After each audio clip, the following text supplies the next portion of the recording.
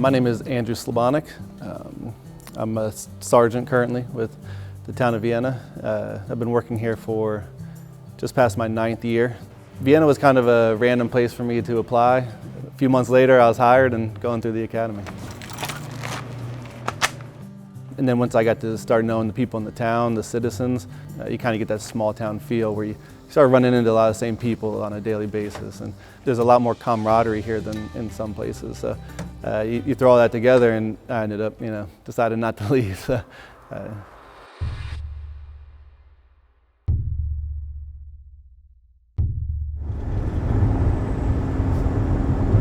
everybody kind of knows their body. When you don't feel good, you have a cold. Maybe you're feeling down, tired. For me, it was just physical pains and sorenesses, aching that I had never really felt before. After I put it off for a couple months, getting it checked out or anything like that. But after I talked to my wife and everything, she's like, you need to get it checked out because you're not feeling right. I think 2 days later, I got the ultrasound and they said they'd be contacting me if they needed to follow up at all. By the time I got home that day, they were calling me and telling me I needed to come back in for a follow-up. By the end of that week, I had made an appointment, and early the following week, I was in the urologist's office. He looked at the findings of the ultrasound, and then he wanted me to schedule surgery the following morning. So it was testicular cancer. It started spreading up the tumor, but hadn't left the area yet. They were able to knock it out with one swoop. Throughout this entire process, my wife has been phenomenal. We had the initial kind of shock and awe factor, and then it became, how do we get through this? What do we need to prepare? We were looking up all kinds of things. Without her and without my parents, it would have been a bear to get through.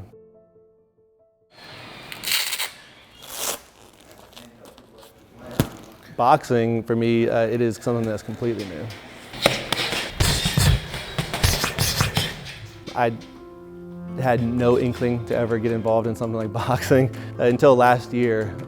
One of my good friend's brothers actually participated in the Haymakers for Hope Beltway Brawl 2.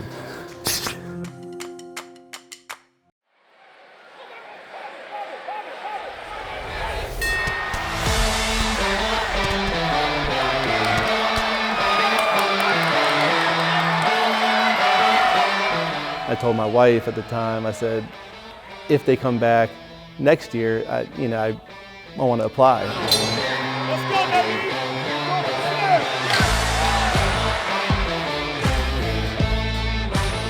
I applied in the spring when they announced that they were coming back for Beltway Brawl 3, and then I found out in June that a match had been made for me, and I was going to be able to fight in it. So that's when all the training and everything started. So, my boxing journey, my boxing career is 2 months old. Our goal for fundraising starts at $7,500 per fighter. That's set by the Haymakers for Hope organization, kind of as a minimum that you want to hit to participate. So obviously we hope that we break that.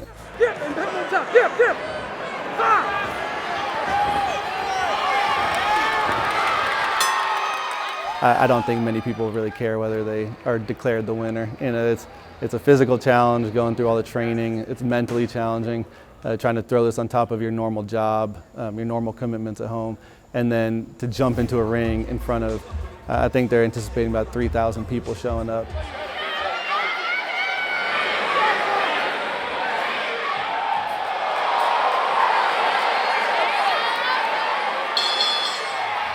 Your first time jumping into the ring is going to be in front of a pretty decent crowd of family and friends and strangers.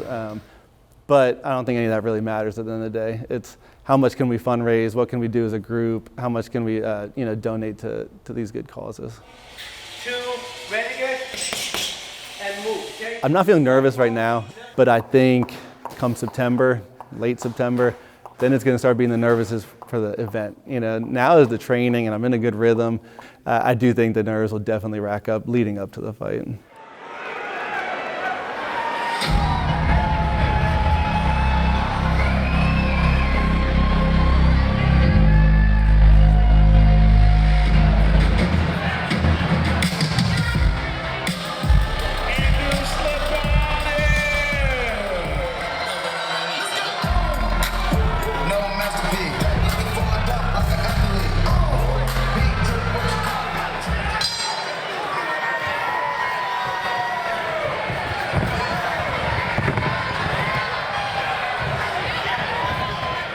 I think the two experiences are, vastly different, when you compare going through treatment and being diagnosed with cancer to fighting in a charity event.